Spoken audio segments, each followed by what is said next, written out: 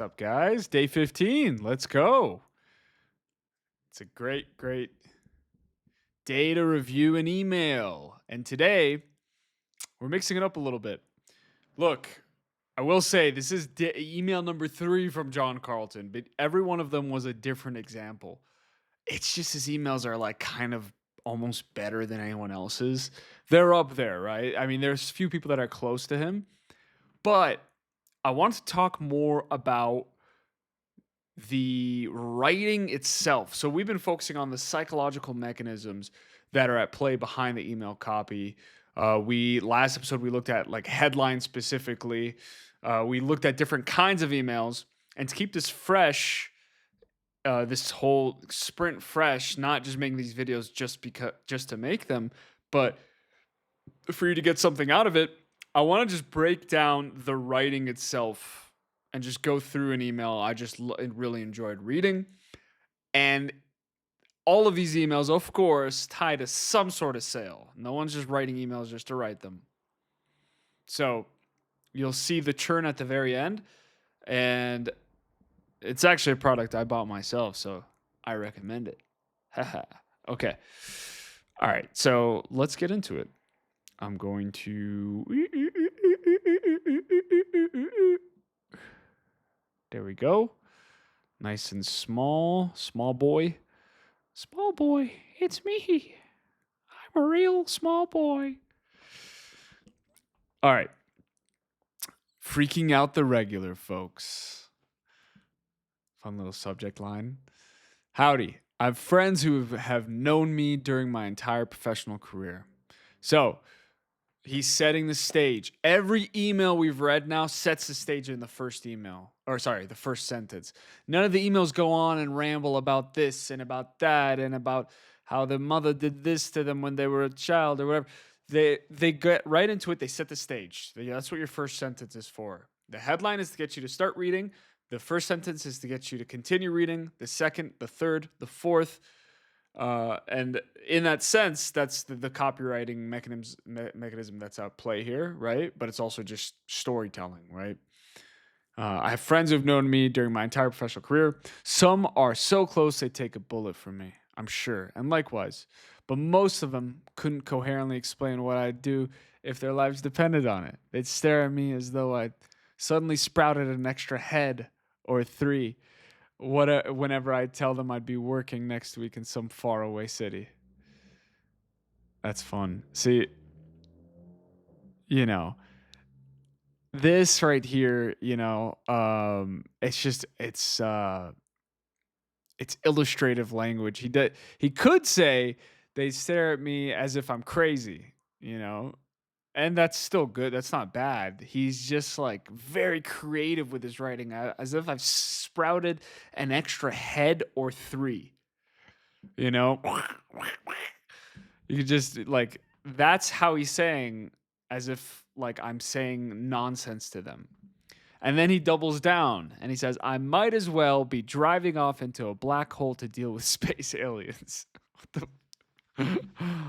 Honestly, John Carlton is writing goals. Like, I'm a fanboy.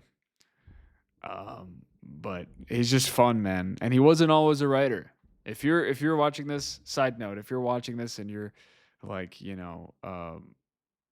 considering, writing or just not even copywriting related. Yeah, he started his journey when he was like 32. He was doing something else before that. So you just gotta relax and get creative, man. I mean, and just let the creative process do its thing. And there's stuff beneath all the shallow mental gunk. There's like really beautiful creative soul substance in there, and you get the fun stuff there. And sometimes I'm there, sometimes I'm not, and it really just depends on where I put my headspace. Anyways, little ramble, little aside, little tangent for all the aspiring writers, I guess. All right, so the point is, he's illustrating with his words.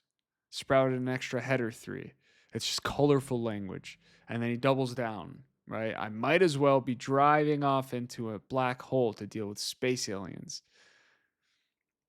Is that a metaphor right there? Sometimes I get confused. Sometimes I just do the writing and I forget what you'd call a metaphor or not. Well, let's just call it colorful language for right now. We will look at some actual metaphors soon.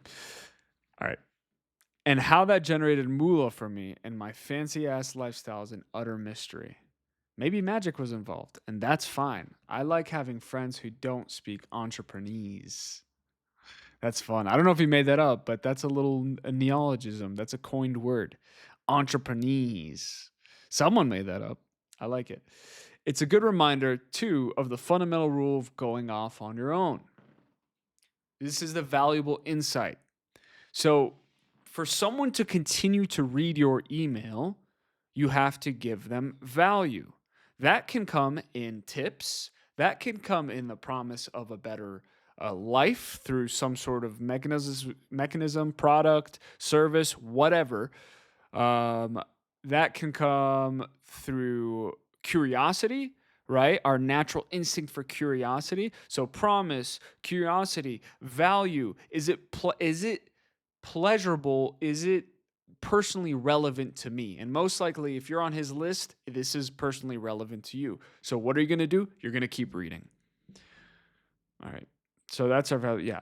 Entrepreneurs can run on different engines than the majority of the civilian population. It's good to remember that every so often. Most folks avoid risk and uncertainty. We eat it for breakfast. That's a good ass metaphor right there. We eat it for breakfast.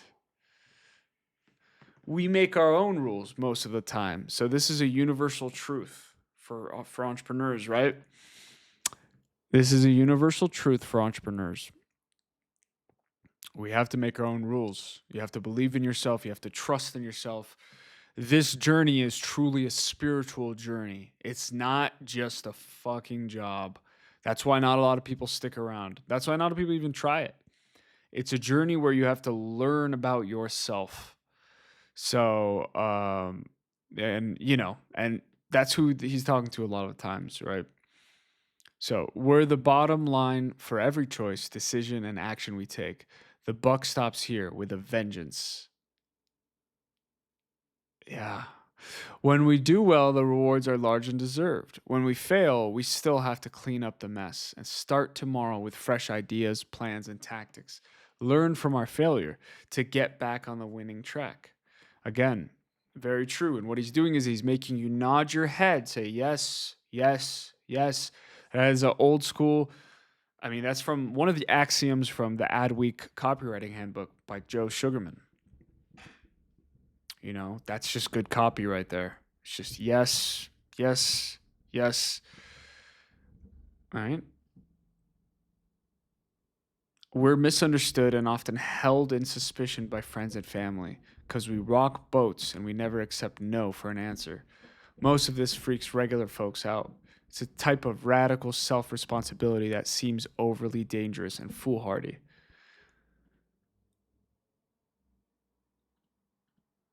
So this is a simple adjective, right? I wanted to point this out. It just does the job. It's doing the lifting, right? We talk about adjectives and adverbs and how to stay away from them, which I agree. You got to cut out probably like 80% of that shit. But sometimes a simple adjective or a simple adverb less so, but adjectives, a well-placed adjective can do your writing wonders, right? That's what they're there for. But the problem is the way we learn how to write. The way I learned how to write was a lot of fluffy writing and like English. The boy joyfully hopped and jubilantly played with his balls. So why take risks? There's so stupid. Sorry. Why take risks? There's no guarantee of a paycheck and it requires so much creative thinking and effort. So why do it?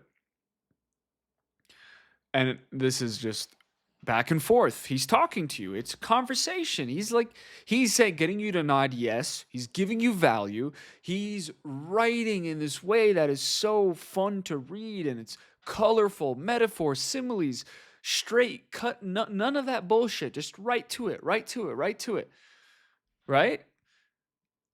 And he's just talking about his experience and how it relates to you, because who's number one? You. There's no guarantee of a paycheck and it requires so much creative thinking and effort. Why do it? Well, because it's the most invigorating way to live. And there's another truth. So he's hitting you with these fundamental truths about being an entrepreneur. Every day is an adventure in business when you do it right.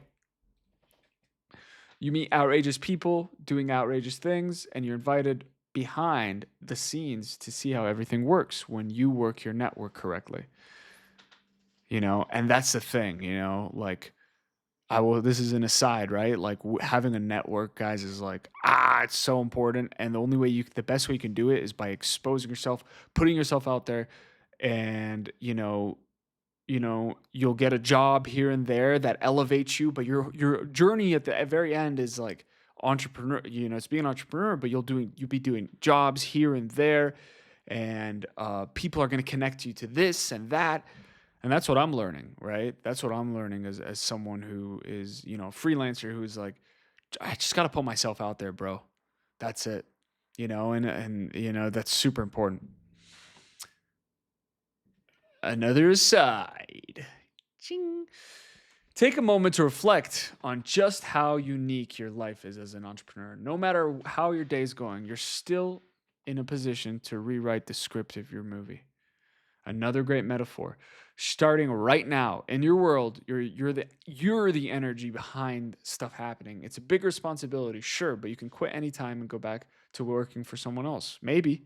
Most of us living the entrepreneurial lifestyle for any length of time are essentially unemployable, too independent, too resistant to BS, too knowledgeable how the world works to accept a role in doing things meekly or ineffectively. Relatable. Right now, why not really focus on the adventure you're living?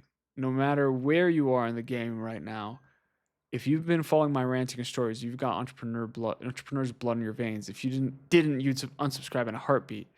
Because what I talk about in these emails seem like Looney Tunes fever dreams to most civilians. There's a simile right there because he's using like or as.